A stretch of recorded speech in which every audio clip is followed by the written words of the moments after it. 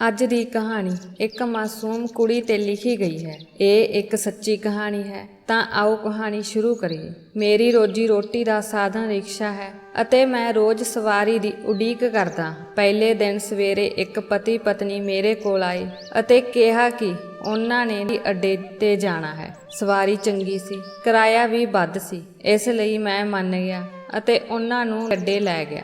ਮੈਂ ਪਤੀ ਪਤਨੀ ਨੂੰ ਉਤਾਰ ਕੇ ਮੁੜਨ ਹੀ ਵਾਲਾ ਸੀ ਕਿ ਸਾਹਮਣੇ ਤੋਂ ਇੱਕ ਕੁੜੀ ਆਉਂਦੀ ਦਿਖਾਈ ਦਿੱਤੀ। ਇਹ ਸੋਚ ਕੇ ਕਿ ਉਸ ਨੇ ਕਿਤੇ ਜਾਣਾ ਹੈ, ਮੈਂ ਆਪਣਾ ਰਿਕਸ਼ਾ ਰੋਕ ਲਿਆ। ਲੜਕੀ ਦੀ ਉਮਰ ਕਰੀਬ 24-25 ਸਾਲ ਹੋਵੇਗੀ। ਉਸ ਨੇ ਸਾੜੀ ਪਾਈ ਹੋਈ ਸੀ ਅਤੇ ਉਹ ਲੜਖੜਾਉਂਦੀ ਥੋੜੀ ਦੇਰ ਵਿੱਚ ਮੇਰੇ ਨੇੜੇ ਆ ਕੇ ਰੁਕ ਗਈ ਅਤੇ ਬਿਨਾਂ ਕੁਝ ਕਹੇ ਰਿਕਸ਼ੇ ਵਿੱਚ ਬੈਠ ਗਈ ਅਤੇ ਮੈਨੂੰ ਤੁਰਨ ਲਈ ਕਿਹਾ। ਮੈਂ ਵੀ ਸੋਚਿਆ ਕਿ ਸ਼ਾਇਦ ਮੇਨ ਰੋਡ ਤੱਕ ਜਾਣਾ ਹੋਵੇਗਾ, ਇਸ ਲਈ ਮੈਂ ਰਿਕਸ਼ਾ ਚਲਾਉਣਾ ਸ਼ੁਰੂ ਕੀਤਾ। ਮੈਂ ਸਾਰੇ ਰਾਹ ਸ਼ੀਸ਼ੇ ਵਿੱਚ ਉਸ ਨੂੰ ਦੇਖਦਾ ਰਿਹਾ। ਉਸ ਨੇ ਆਪਣੇ ਮੱਥੇ ਤੇ ਟਿੱਕਾ ਲਗਾਇਆ ਹੋਇਆ ਸੀ, ਜਿਸ ਤੋਂ ਸਾਫ਼ ਪਤਾ ਚੱਲਦਾ ਸੀ ਕਿ ਉਹ ਹਿੰਦੂ ਹੈ। ਥੋੜੇ ਸਮੇਂ ਵਿੱਚ ਹੀ ਅਸੀਂ ਅੱਡੇ ਦੇ ਰਸਤੇ ਤੋਂ ਦੂਰ ਆ ਗਏ। ਰਿਕਸ਼ਾ ਰੋਕੇ ਬਿਨਾਂ ਮੈਂ ਉਸ ਨੂੰ ਪੁੱਛਿਆ, ਮੈਡਮ ਤੁਸੀਂ ਕਿੱਥੇ ਜਾਣਾ ਚਾਹੁੰਦੇ ਹੋ? ਹੈਰਾਨੀ ਦੀ ਗੱਲ ਹੈ ਕਿ ਉਸ ਨੇ ਕੋਈ ਜਵਾਬ ਨਹੀਂ ਦਿੱਤਾ ਤੇ ਉਹ ਆਪਣੀ ਗੱਠੜੀ ਨੂੰ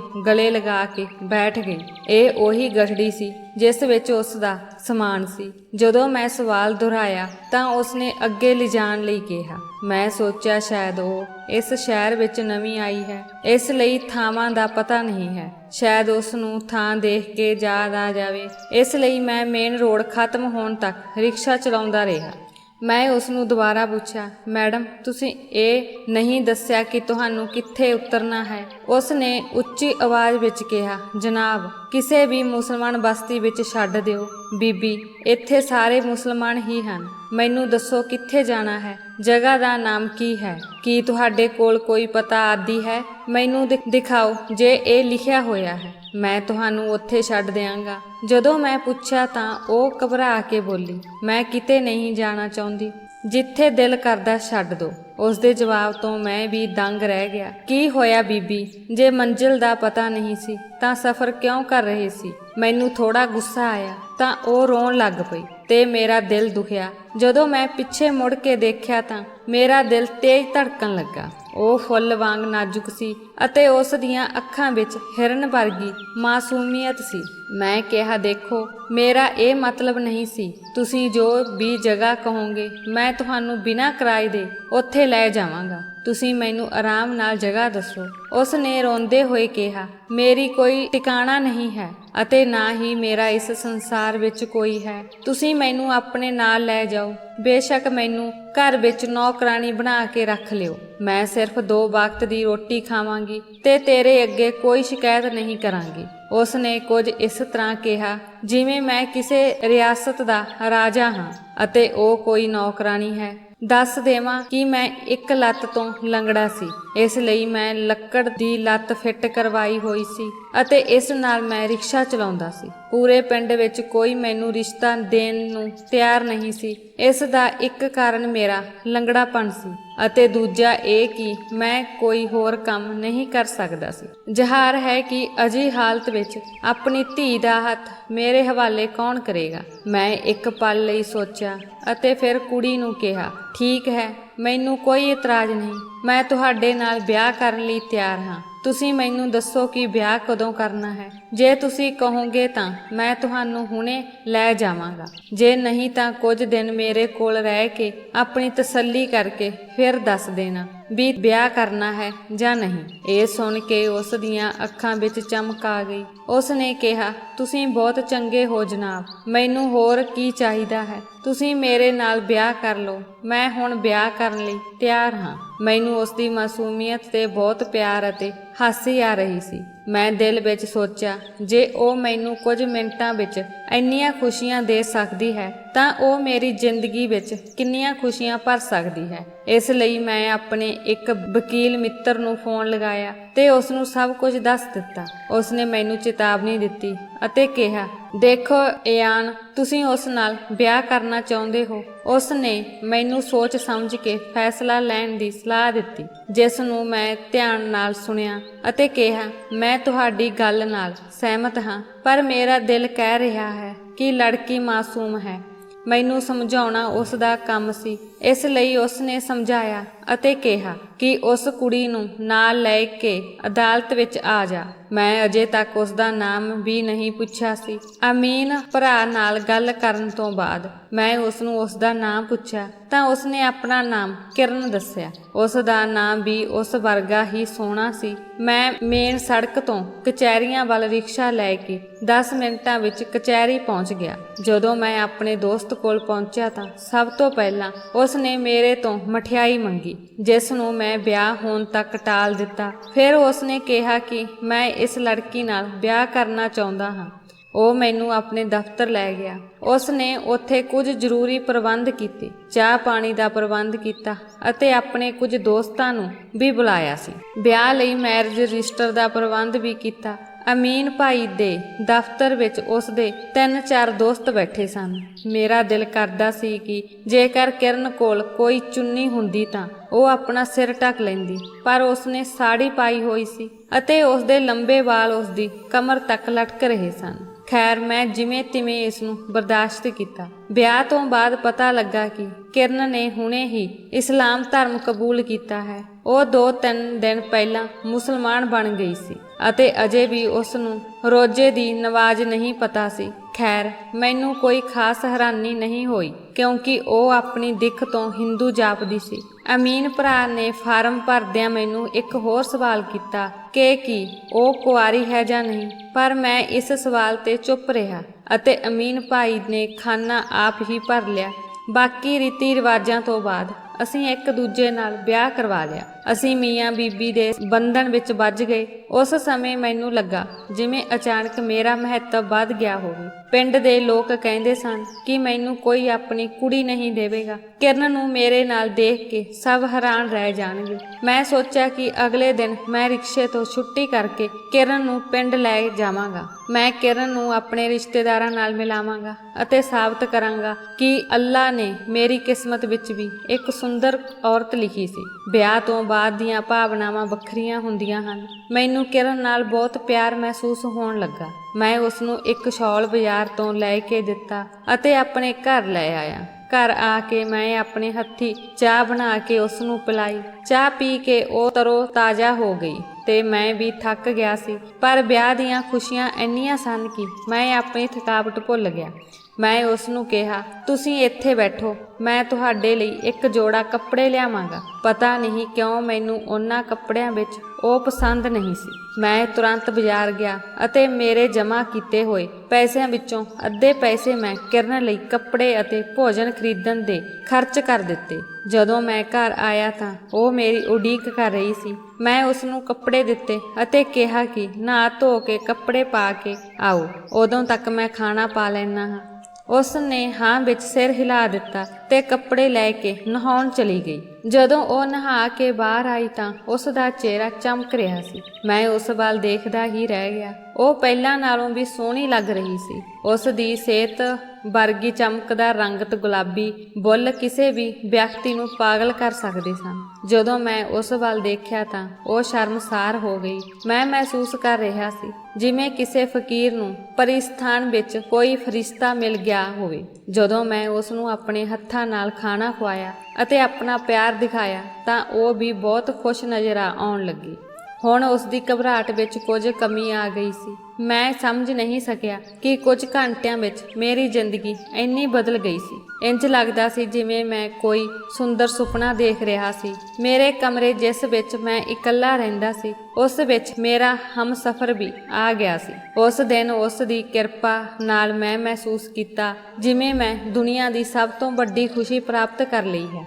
ਸਾਡੀਆਂ ਰਾਤਾਂ ਅਤੇ ਸਾਡੇ ਦਿਨ ਖੁਸ਼ੀਆਂ ਨਾਲ ਭਰ ਗਏ ਸਨ। ਮੈਂ ਕਿਰਨ ਦਾ ਨਾਂ ਹੀਨਾ ਰੱਖ ਦਿੱਤਾ ਸੀ। ਜਦੋਂ ਵੀ ਮੈਂ ਉਸ ਦੇ ਪਰਿਵਾਰ ਬਾਰੇ ਪੁੱਛਦਾ ਸੀ ਤਾਂ ਉਹ ਜਾਂ ਤਾਂ ਟਾਲ ਦਿੰਦੀ ਜਾਂ ਇਸ ਤਰ੍ਹਾਂ ਜਵਾਬ ਦਿੰਦੀ ਹੈ ਕਿ ਮੈਨੂੰ ਦੁਬਾਰਾ ਪੁੱਛਣ ਦੀ ਲੋੜ ਹੀ ਨਹੀਂ ਪੈਂਦੀ। ਮੈਂ ਇਸ ਸਮੇਂ ਉਸ ਨੂੰ ਪਰੇਸ਼ਾਨ ਨਹੀਂ ਕਰਨਾ ਚਾਹੁੰਦਾ ਸੀ, ਇਸ ਲਈ ਮੈਂ ਬਹੁਤ ਜ਼ਿਆਦਾ ਜ਼ੋਰ ਨਹੀਂ ਦਿੱਤਾ। ਮੈਂ ਇਹਨਾਂ ਚੀਜ਼ਾਂ ਬਾਰੇ ਜ਼ਿਆਦਾ ਸੋਚਦਾਰ ਨਹੀਂ ਸੀ, ਇਸ ਲਈ ਮੈਂ ਆਪਣੇ ਰਿਸ਼ਤੇ ਨੂੰ ਜ਼ਿਆਦਾ ਮਹੱਤਵ ਦਿੱਤਾ। ਮੈਂ ਇੱਕ ਦਿਨ ਹੀਨਾ ਨੂੰ ਨਜ਼ਦੀਕੀ ਪਾਰਕ ਵਿੱਚ ਸੈਰ ਕਰਨ ਲਈ ਲੈ ਗਿਆ। ਉਸ ਨੇ ਦੱਸਿਆ ਸੀ ਕਿ ਉਹ ਗੈਰ ਧਰਮ ਨਾਲ ਸੰਬੰਧਿਤ ਹੈ, ਜਿੱਥੇ ਅਜੀਬ ਰੀਤੀ ਰਿਵਾਜਾਂ ਦਾ ਪਾਲਣ ਕੀਤਾ ਜਾਂਦਾ ਹੈ। ਉਹ ਕਦੇ ਕਦਾਈ ਹੀ ਆਪਣੇ ਬਸਤੀ ਤੋਂ ਬਾਹਰ ਨਿਕਲਦੀ ਸੀ, ਇਸ ਲਈ ਉਸਨੇ ਕਦੇ ਵੀ ਇਹ ਸ਼ਹਿਰ ਨਹੀਂ ਦੇਖਿਆ ਸੀ। ਇਸ ਲਈ ਮੈਂ ਉਸ ਦਾ ਮਨੋਰੰਜਨ ਕਰਨ ਲਈ ਉਸ ਨੂੰ ਪਾਰਕ ਵਿੱਚ ਲੈ ਗਿਆ। ਉਹ ਉੱਥੇ ਜਾ ਕੇ ਬਹੁਤ ਖੁਸ਼ ਸੀ। ਉਸ ਨੇ ਇਹ ਸਭ ਕੁਝ ਪਹਿਲੀ ਵਾਰ ਦੇਖਿਆ ਸੀ। ਮੈਂ ਉਸ ਨੂੰ ਝੂਲੇ ਵੀ ਦਿਖਾਏ, ਪਰ ਉਹ ਝੂਲੇ ਤੇ ਬੈਠਣ ਤੋਂ ਡਰਦੀ ਸੀ। ਪਾਰਕ ਵਿੱਚ ਘੁੰਮਣ ਤੋਂ ਬਾਅਦ ਅਸੀਂ ਇੱਕ ਢਾਬੇ ਤੇ ਬੈਠੇ ਤਾਂ ਇੱਕ ਆਦਮੀ ਸਾਡੇ ਆਲੇ ਦੁਆਲੇ ਬਾਰ-ਬਾਰ ਘੁੰਮ ਰਿਹਾ ਸੀ। ਮੈਂ ਦੇਖਿਆ ਕਿ ਉਸ ਨੂੰ ਮੇਰੇ ਨਾਲੋਂ ਹੀਨਾ ਵਿੱਚ ਜ਼ਿਆਦਾ ਦਿਲਚਸਪੀ ਸੀ। ਮੈਨੂੰ ਲੜਨ ਦਾ ਸ਼ੌਂਕ ਨਹੀਂ ਸੀ। ਸ਼ਹਿਰ ਵਿੱਚ ਇਹ ਗੱਲਾਂ ਆਮ ਹੈ, ਪਰ ਹੁਣ ਉਸ ਦੀਆਂ ਹਰਕਤਾਂ ਬਰਦਾਸ਼ਤ ਤੋਂ ਬਾਹਰ ਹੁੰਦੀਆਂ ਜਾ ਰਹੀਆਂ ਸਨ ਅਤੇ ਉਸ ਦੀਆਂ ਹਰਕਤਾਂ ਵੀ ਪਹਿਲਾਂ ਨਾਲੋਂ ਅਜੀਬ ਹੋ ਗਈਆਂ ਸਨ। ਉਹ ਫੋਨ ਤੇ ਕੁਝ ਲਿਖ ਰਿਹਾ ਸੀ। ਥੋੜੀ ਦੇਰ ਬਾਅਦ ਉਸਨੇ ਫੋਨ ਕੰਨ ਨਾਲ ਲਗਾ ਕੇ ਕਿਹਾ, ਹਾਂ ਸਲੀਮ, ਤੁਸੀਂ ਕਿੱਥੇ ਹੋ? ਮੈਂ ਤੁਹਾਡੇ ਲਈ ਬਹੁਤ ਚੰਗੀ ਖਬਰ ਲੈ ਕੇ ਆਇਆ ਹਾਂ। ਇਹ ਕਹਿ ਕੇ ਉਸਨੇ ਉਸ ਨੂੰ ਨਜ਼ਦੀਕੀ ਸਟੇਸ਼ਨ ਤੇ ਮਿਲਣ ਲਈ ਕਿਹਾ ਅਤੇ ਫੋਨ ਬੰਦ ਕਰ ਦਿੱਤਾ। ਹੁਣ ਉਹ ਸਾਡੇ ਵੱਲ ਦੇਖ ਕੇ ਢਾਬੇ ਤੋਂ ਚਲਾ ਗਿਆ। ਹੀਨਾ ਇਹਨਾਂ ਗੱਲਾਂ ਤੋਂ ਅਣਜਾਣ ਸੀ, ਪਰ ਮੈਂ ਥੋੜਾ ਚਿੰਤਤ ਸੀ ਕਿ ਇਹਨਾਂ ਲੋਕਾਂ ਦਾ ਇਰਾਦਾ ਕੀ ਸੀ। ਖੈਰ, ਅਸੀਂ ਜਲਦੀ ਖਾਣਾ ਖਾ ਲਿਆ। ਮੈਂ ਉਸ ਨਾਲ ਢਾਬੇ ਤੋਂ ਬਾਹਰ ਆ ਕੇ ਆਪਣੇ ਘਰ ਵੱਲ ਨੂੰ ਤੁਰ ਪਿਆ। ਰਸਤੇ ਵਿੱਚ ਮੈਨੂੰ ਮਹਿਸੂਸ ਹੋਇਆ ਕਿ ਕੋਈ ਸਾਡੇ ਦੋਵਾਂ ਦਾ ਪਿੱਛਾ ਕਰ ਰਿਹਾ ਹੈ, ਪਰ ਜਿਵੇਂ ਹੀ ਮੈਂ ਪਿੱਛੇ ਮੁੜ ਕੇ ਦੇਖਿਆ, ਮੈਨੂੰ ਸਭ ਕੁਝ ਠੀਕ ਲੱਗ ਰਿਹਾ ਸੀ। ਮੈਂ ਸਮਝ ਨਹੀਂ ਸਕਿਆ ਕਿ ਇਸ ਤਰ੍ਹਾਂ ਕੌਣ ਪਿੱਛਾ ਕਰ ਰਿਹਾ ਹੈ। ਅਸੀਂ ਲਗਭਗ 1 ਘੰਟੇ ਵਿੱਚ ਆਪਣੇ ਘਰ ਪਹੁੰਚ ਗਏ। ਜਦੋਂ ਮੈਂ ਘਰ ਪਹੁੰਚਿਆ ਤਾਂ ਨਮਾਜ਼ ਪੜ੍ਹਨ ਦਾ ਸਮਾਂ ਹੋ ਗਿਆ ਸੀ। ਮੈਂ ਨਮਾਜ਼ ਅਦਾ ਕਰਨੀ ਸੀ, ਇਸ ਲਈ ਹੀਨਾ ਨੂੰ ਘਰ ਛੱਡ ਕੇ ਆਪ ਚਲਾ ਗਿਆ। ਉਸ ਨੂੰ ਸਖਤੀ ਨਾਲ ਕਿਹਾ ਕਿ ਜੇਕਰ ਕੋਈ ਆਵੇ ਤਾਂ ਦਰਵਾਜ਼ਾ ਨਾ ਖੋਲੋ ਅਤੇ ਜੇਕਰ ਮੇਰਾ ਕੋਈ ਵੀ ਪੁੱਛੇ ਤਾਂ ਉਸ ਨੂੰ ਕਹਿ ਦੇਣਾ ਕਿ ਮੈਂ ਨਮਾਜ਼ ਪੜ੍ਹਨ ਲਈ ਮਸਜਿਦ ਗਿਆ ਹਾਂ। ਕਰੀਬ ਅੱਧੇ ਘੰਟੇ ਬਾਅਦ ਜਦੋਂ ਨਮਾਜ਼ ਪੜ੍ਹਨ ਤੋਂ ਬਾਅਦ ਘਰ ਵਾਪਸ ਆਇਆ ਤਾਂ ਹੀਨਾ ਘਬਰਾਈ ਹੋਈ ਸੀ ਤੇ ਉਹ ਰੋਣ ਲੱਗੀ। ਮੇਰੇ ਪੁੱਛਣ ਤੇ ਉਸ ਨੇ ਦੱਸਿਆ ਕਿ ਮੇਰੇ ਜਾਣ ਤੋਂ ਬਾਅਦ ਕੋਈ ਜ਼ੋਰ-ਜ਼ੋਰ ਨਾਲ ਦਰਵਾਜ਼ਾ ਖੜਕਾ ਰਿਹਾ ਸੀ, ਇੰਨੇ ਜ਼ੋਰ ਨਾਲ ਕਿ ਜਿਵੇਂ ਦਰਵਾਜ਼ਾ ਤੋੜ ਕੇ ਅੰਦਰ ਆਉਣਾ ਚਾਹੁੰਦਾ ਹੋਵੇ। ਤਾਂ ਸ਼ਾਇਦ ਇਲਾਕੇ ਦੇ ਕਿਸੇ ਵਿਅਕਤੀ ਦੇ ਆਉਣ ਤੇ ਉਸ ਨੇ ਦਰਵਾਜ਼ਾ ਖੜਕਾਉਣਾ ਬੰਦ ਕਰ ਦਿੱਤਾ। ਮੈਂ ਉਸ ਨੂੰ ਦਿਲਾਸਾ ਦਿੱਤਾ ਅਤੇ ਕਿਹਾ ਕਿ ਸ਼ਾਇਦ ਕੋਈ ਬੱਚਾ ਡਰਾਉਣ ਦੀ ਕੋਸ਼ਿਸ਼ ਕਰ ਰਿਹਾ ਹੈ ਜਾਂ ਕੋਈ ਜਿਸ ਨੂੰ ਮੈਂ ਜਾਣਦਾ ਹਾਂ। ਪਹਿਲਾਂ ਮੈਂ ਇਕੱਲਾ ਸੀ, ਇਸ ਲਈ ਮੇਰੇ ਦੋਸਤਾਂ ਨੂੰ ਕੋਈ ਪਰਵਾਹ ਨਹੀਂ ਸੀ। ਮੈਨੂੰ ਯਕੀਨ ਹੈ ਕਿ ਇਹ ਉਹਨਾਂ ਵਿੱਚੋਂ ਇੱਕ ਹੋਵੇਗਾ। ਜਦੋਂ ਮੈਂ ਆਪਣੇ ਗੁਆਂਢੀਆਂ ਨੂੰ ਪੁੱਛਿਆ ਤਾਂ ਉਹਨਾਂ ਦੱਸਿਆ ਕਿ ਮੇਰੇ ਜਾਣ ਤੋਂ ਬਾਅਦ 2 ਵਿਅਕਤੀ ਆਏ ਸਨ ਤੇ ਪਹਿਲਾਂ ਕਦੇ ਉਹਨਾਂ ਨੂੰ ਮੁਹੱਲੇ ਵਿੱਚ ਨਹੀਂ ਸੀ ਦੇਖਿਆ। ਫਿਰ ਆਸ-ਪਾਸ ਦੇ ਲੋਕਾਂ ਨੇ ਉਹਨਾਂ ਨੂੰ ਬਾਹਰ ਕੱਢ ਦਿੱਤਾ। ਇਹ ਸੁਣ ਕੇ ਮੇਰਾ ਸਿਰ ਹਿੱਲ ਗਿਆ। ਆਖਰਕਾਰ ਉਹ ਲੋਕ ਕੌਣ ਸਨ ਅਤੇ ਉਹ ਸਾਡੇ ਤੋਂ ਕੀ ਚਾਹੁੰਦੇ ਸਨ? ਅਗਲੀ ਸਵੇਰ ਉਸ ਸਮੇਂ ਚੋਣਾਂ ਸਨ। ਚੋਣਾਂ ਦੇ ਦਿਨਾਂ ਵਿੱਚ ਰਿਕਸ਼ਾ ਨਾ ਚਲਾਉਣਾ ਕਾਰਨ ਮੈਂ ਘਰ ਹੀ ਸੀ। ਮੇਰੀ ਵਹੁਟੀ ਨੂੰ ਆਈ ਨੂੰ 1 ਮਹੀਨਾ ਵੀ ਨਹੀਂ ਹੋਇਆ ਸੀ।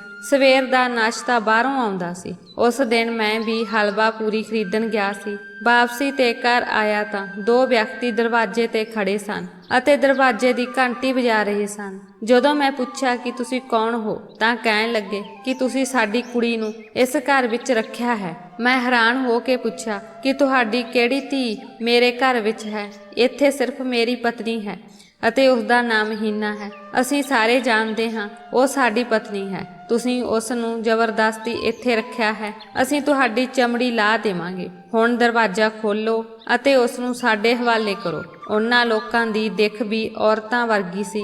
ਉਹਨਾਂ ਦੀ ਧੱਕੇਸ਼ਾਹੀ ਦੇਖ ਕੇ ਮੈਨੂੰ ਵੀ ਗੁੱਸਾ ਆ ਗਿਆ। ਮੈਂ ਹਲਵਾ ਪੂਰੀ ਨੂੰ ਪਾਸੇ ਰੱਖ ਕੇ ਬਾਹਾਂ ਚੜਾਈਆਂ ਤੇ ਕਿਹਾ, ਜੇ ਹਿੰਮਤ ਹੈ ਤਾਂ ਲੈ ਜਾ ਕੇ ਦਿਖਾ ਮੇਰੀ ਘਰਵਾਲੀ ਨੂੰ।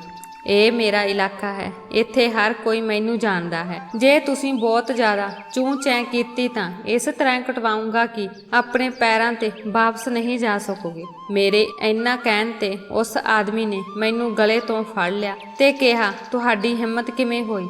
ਸ਼ਾਇਦ ਤੁਸੀਂ ਮੈਨੂੰ ਨਹੀਂ ਜਾਣਦੇ। ਮੇਰਾ ਨਾਮ ਸਲੀਮ ਹੈ ਅਤੇ ਵੱਡੇ ਲੋਕ ਮੇਰੇ ਨਾਮ ਤੋਂ ਡਰਦੇ ਹਨ। ਹਾਂ, ਡਰਦੇ ਹੋਣਗੇ, ਮੈਂ ਨਹੀਂ ਡਰਦਾ। ਤੁਹਾਡੇ ਤੋਂ ਜੋ ਹੁੰਦਾ ਕਰ ਲਓ। ਸਾਡੀ ਲੜਾਈ ਅਤੇ ਰੌਲਾ ਸੁਣ ਕੇ ਇਲਾਕੇ ਦੇ ਲੋਕ ਵੀ ਇਕੱਠੇ ਹੋ ਗਏ।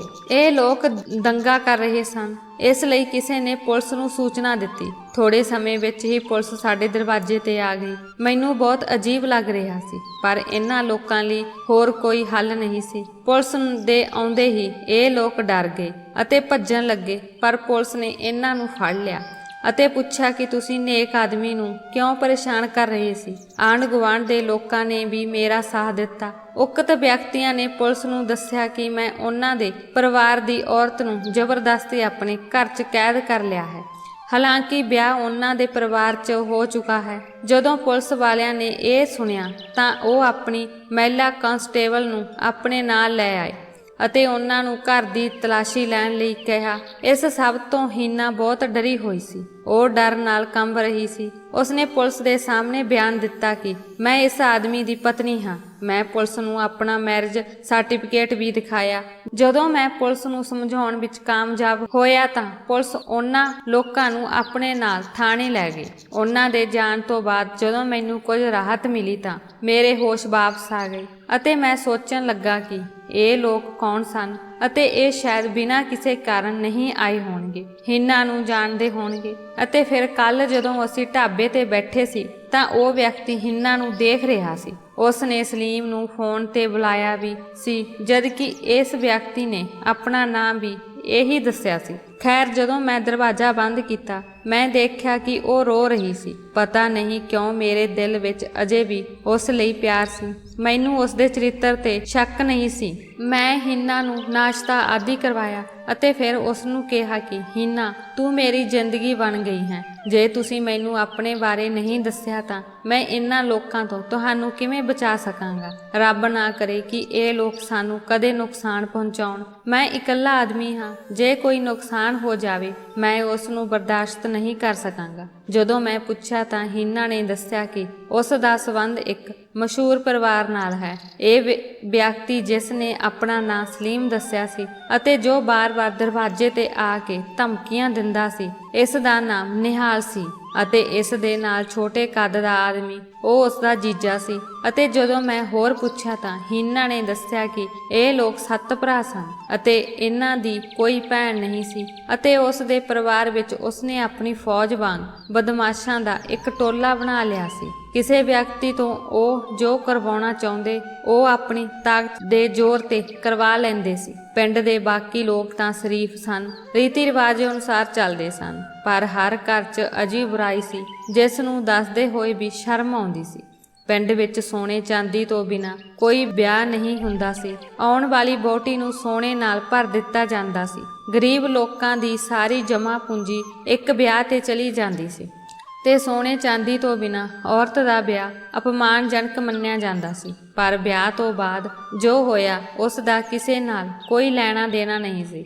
ਅੱਜ ਤੋਂ 6 ਮਹੀਨੇ ਪਹਿਲਾਂ ਮੇਰਾ ਵੀ ਵਿਆਹ ਹੋਇਆ ਸੀ। ਮੈਨੂੰ ਸੋਨੇ ਚਾਂਦੀ ਵਿੱਚ ਤੋਲਿਆ ਗਿਆ। ਮੇਰੇ ਮਾਤਾ ਪਿਤਾ ਨੂੰ ਵੀ ਵੱਡੀ ਰਕਮ ਦੀ ਪੇਸ਼ਕਸ਼ ਕੀਤੀ ਗਈ ਸੀ। ਮੈਂ ਵਿਆਹ ਕਰਵਾ ਕੇ ਸਲੀਮ ਦੇ ਘਰ ਆ ਗਈ। ਸਾਰਾ ਇਲਾਕਾ ਸਲੀਮ ਦੇ ਰੁਤਬੇ ਤੋਂ ਡਰਿਆ ਹੋਇਆ ਸੀ। ਉਸ ਦੇ 6 ਹੋਰ ਭਰਾ ਸਨ। ਸ਼ਾਇਦ ਇਹੀ ਕਾਰਨ ਸੀ ਕਿ ਉਹ ਆਪਣੀ ਤਾਕਤ ਦਾ ਮਾਣ ਕਰਦਾ ਸੀ। ਵਿਆਹ ਦੇ ਪਹਿਲੇ ਦਿਨ ਘਰ 'ਚ ਕੋਈ ਔਰਤ ਨਾ ਮਿਲਣ ਤੇ ਮੈਂ ਉਲਝ ਗਈ। ਉਸ ਦੇ ਦੂਜੇ ਭਰਾ ਵੀ ਮੈਨੂੰ ਮਜ਼ਾਕ ਵਿੱਚ ਛੇੜਨ ਲੱਗੇ। ਮੈਂ ਬਹੁਤ ਪਰੇਸ਼ਾਨ ਸੀ। ਮੈਂ ਆਪਣੇ ਇਲਾਕੇ ਦੇ ਰੀਤੀ ਰਿਵਾਜਾਂ ਤੋਂ ਜਾਣੂ ਸੀ ਅਤੇ ਮੇਰੇ ਲਈ ਆਪਣੇ ਦਿਓਰਾਂ ਅਤੇ ਜੇਠਾਂ ਨੂੰ ਵੀ ਖੁਸ਼ ਕਰਨਾ ਜ਼ਰੂਰੀ ਸੀ। ਪਰ ਪਤਾ ਨਹੀਂ ਕਿਉਂ ਮੇਰੇ ਦਿਲ ਨੂੰ ਇਹ ਪਸੰਦ ਨਹੀਂ ਆਇਆ ਤੇ ਉਹਨਾਂ ਦੀਆਂ ਗੱਲਾਂ ਸੁਣ ਕੇ ਮੈਨੂੰ ਗੁੱਸਾ ਆ ਰਿਹਾ ਸੀ। ਉਸ ਦਿਨ ਉਹਨਾਂ ਦੀਆਂ ਹਰਕਤਾਂ ਦਾ ਇੱਕ ਨਵਾਂ ਸਿਲਸਿਲਾ ਸ਼ੁਰੂ ਹੋ ਗਿਆ ਜੋ ਖਤਮ ਹੋਣ ਦਾ ਨਾਮ ਨਹੀਂ ਲੈ ਰਿਹਾ ਸੀ। ਮੈਂ ਇਹਨਾਂ ਲੋਕਾਂ ਦੇ ਘਰ ਖਿਡੌਣਾ ਬਣ ਗਈ ਸੀ। ਮੈਂ ਸਾਰਾ ਦਿਨ ਇਹਨਾਂ ਲੋਕਾਂ ਲਈ ਰੋਟੀਆਂ ਬਣਾਉਂਦੀ ਸੀ। ਸਾਰਾ ਦਿਨ ਕੰਮ ਕਰਕੇ ਥੱਕ ਜਾਣਾ ਅਤੇ ਫਿਰ ਇਹ ਸ਼ਰਮਨਾਕ ਰਾਤਾਂ ਮੇਰੇ ਲਈ ਮੌਤ ਤੋਂ ਘੱਟ ਨਹੀਂ ਸੀ। ਮੈਂ ਸੋਚਦੀ ਸੀ ਕਿ ਮੈਂ ਕੋਈ ਭੇਡ ਬੱਕਰੀ ਹਾਂ ਜਿਸ ਨੂੰ ਮੇਰੇ ਮਾਪਿਆਂ ਨੇ ਖੰਭੇ ਨਾਲ ਬੰਨ੍ਹ ਦਿੱਤਾ ਹੈ। ਹੈਰਾਨੀ ਦੀ ਗੱਲ ਇਹ ਸੀ ਕਿ ਇਹ ਸਾਰੇ ਭਰਾ ਦਿਨ ਦਿਹਾੜੇ ਮੈਨੂੰ ਭਾਬੀ ਕਹਿ ਕੇ ਬੁਲਾਉਂਦੇ ਸਨ। ਇਲਾਕੇ ਦੇ ਲੋਕਾਂ ਦੇ ਸਾਹਮਣੇ ਬੜੇ ਮਹਾਨ ਬਣਦੇ ਸਨ, ਪਰ ਹੁਣ ਮੈਨੂੰ ਉਹਨਾਂ ਦੀ ਅਸਲੀਅਤ ਜਾਣ ਗਈ ਸੀ। ਜਦੋਂ ਮੈਂ ਗੁਆਂਢ ਵਿੱਚ ਰਹਿੰਦੀ ਇੱਕ ਬਜ਼ੁਰਗ ਔਰਤ ਤੇ ਭਰੋਸਾ ਕੀਤਾ ਅਤੇ ਇਸ਼ਾਰੇ ਨਾਲ ਇਹ ਗੱਲ ਉਸ ਤੱਕ ਪਹੁੰਚਾਉਣ ਦੀ ਕੋਸ਼ਿਸ਼ ਕੀਤੀ ਤਾਂ ਉਸ ਨੇ ਕਿਹਾ ਕਿ ਮੇਰੇ 3 ਦਿਓਰ ਅਤੇ 2 ਜੇਠ ਸਨ। ਮੈਂ ਕਦੇ ਇਤਰਾਜ਼ ਨਹੀਂ ਕੀਤਾ ਸੀ ਕਿ ਮੇਰਾ ਪਤੀ ਕੌਣ ਹੈ। ਪਤਾ ਨਹੀਂ ਤੁਹਾਨੂੰ ਨਵੀਂ ਨਸਲ ਦੀਆਂ ਕੁੜੀਆਂ ਨੂੰ ਕੀ ਹੋ ਗਿਆ ਹੈ। ਤੁਹਾਨੂੰ ਆਪਣਾ ਪਤੀ ਕਿਉਂ ਚਾਹੀਦਾ ਹੈ? ਤੁਹਾਡੇ ਘਰ ਵਿੱਚ ਜਿੰਨੇ ਆਦਮੀ ਹਨ ਉਹਨਾਂ ਸਾਰਿਆਂ ਦੀ ਜ਼ਿੰਮੇਵਾਰੀ ਤੁਹਾਡੇ ਤੇ ਹੈ, ਭਾਵੇਂ ਉਹ ਤੁਹਾਡੇ ਨਾਲ ਕਿਵੇਂ ਵੀ ਪੇਸ਼ ਆਉਂਦੇ ਹਨ। ਤੁਹਾਨੂੰ ਇੱਕ ਔਰਤ ਵਜੋਂ ਸਭ ਕੁਝ ਝੱਲਣਾ ਪੈਂਦਾ ਹੈ। ਇਹ ਸਾਡੇ ਰੀਤੀ ਰਿਵਾਜ ਹਨ ਅਤੇ ਤੁਹਾਨੂੰ ਇਹਨਾਂ ਦੀ ਪਾਲਣਾ ਕਰਨੀ ਪਵੇਗੀ। ਤੁਸੀਂ ਅਜੇ ਤੱਕ ਬਾਹਰੀ ਦੁਨੀਆ ਨਹੀਂ ਦੇਖੀ ਹੈ, ਦੁਨੀਆ ਇਸ ਤੋਂ ਵੀ ਮਾੜੀ ਹੈ। ਉਸ ਬਜ਼ੁਰਗ ਔਰਤ ਦੀਆਂ ਗੱਲਾਂ ਸੁਣ ਕੇ ਮੈਂ ਹੈਰਾਨ ਰਹਿ ਗਈ। ਇਸ ਲਈ ਇਹ ਅਪਰਾਧ ਅਤੇ ਬੁਰਾਈ ਹਰ ਘਰ ਵਿੱਚ ਚੁੱਪਚਾਪ ਚੱਲ ਰਹੀ ਸੀ। ਸ਼ਾਇਦ ਇਸ ਗੱਲ ਲਈ ਕਿਉਂਕਿ ਲੋਕ ਵਿਆਹ ਤੋਂ ਜ਼ਿਆਦਾ ਖਰਚ ਨਹੀਂ ਕਰਨਾ ਚਾਹੁੰਦੇ ਸਨ। ਜਵਾਨ ਹੁੰਦਿਆਂ ਹੀ ਮੈਨੂੰ ਇਹ ਗੱਲਾਂ ਦਾ ਪਤਾ ਨਹੀਂ ਸੀ, ਪਰ ਸ਼ਾਇਦ ਮੇਰੇ ਅੰਦਰ ਕੋਈ ਪਵਿੱਤਰ ਆਤਮਾ ਸੀ ਜਿਸ ਨੇ ਇਸ ਗੰਦਗੀ ਨੂੰ ਕਦੇ ਸਵੀਕਾਰ ਨਹੀਂ ਕੀਤਾ। ਮੈਂ ਆਪਣੀ ਬਸਤੀ ਤੋਂ ਭੱਜਣ ਦਾ ਫੈਸਲਾ ਕੀਤਾ, ਪਰ ਮੈਨੂੰ ਆਪਣੀ ਮੰਜ਼ਿਲ ਦਾ ਪਤਾ ਨਹੀਂ ਸੀ। ਬਸਤੀ ਤੋਂ ਥੋੜੀ ਦੂਰ ਆ ਕੇ ਇੱਕ ਬੱਸ ਸਟੈਂਡ ਸੀ ਜਿਸ ਵਿੱਚ ਬੱਸਾਂ ਖੜੀਆਂ ਸਨ। ਮੈਂ ਬੱਸ ਵਿੱਚ ਚੜ੍ਹ ਕੇ ਬੈਠ ਗਈ। ਮੈਨੂੰ ਨਹੀਂ ਪਤਾ ਸੀ ਕਿ ਮੈਂ ਕਿੱਥੇ ਜਾਵਾਂਗੀ, ਸਿਰਫ ਇੱਕ ਡਰ ਨੇ ਦਿਲ ਵਿੱਚ ਥਾਂ ਬਣਾ ਲਈ ਸੀ। ਬੱਸ ਦਾ ਸਫ਼ਰ ਕਾਫੀ ਲੰਬਾ ਸੀ। ਮੈਂ ਵੀ ਬੇਫਿਕਰੀ ਨਾਲ ਬੈਠੀ ਰਹੀ ਕਿ ਘੱਟੋ ਘੱਟ ਮੈਂ ਇਸ ਬਸਤੀ ਤੋਂ ਦੂਰ ਤਾਂ ਜਾਵਾਂਗੀ। ਅਤੇ ਉਸੇ ਬੱਸ ਵਿੱਚ ਇੱਕ ਨੌਜਵਾਨ ਜੋੜਾ ਬੈਠਾ ਸੀ। ਆਦਮੀ ਦੇ ਚਿਹਰੇ ਤੇ ਦਾੜੀ ਸੀ ਅਤੇ ਔਰਤ ਨੇ ਬੁਰਕਾ ਪਾਇਆ ਹੋਇਆ ਸੀ। ਮੈਂ ਹੈਰਾਨੀ ਨਾਲ ਉਹਨਾਂ ਵੱਲ ਦੇਖ ਰਹੀ ਸੀ। ਮੈਂ ਦੇਖਿਆ ਕਿ ਸਾਹਮਣੇ ਵਾਲੀ ਸੀਟ ਤੇ ਬੈਠਾ ਇੱਕ ਵਿਅਕਤੀ ਬੁਰਕਾ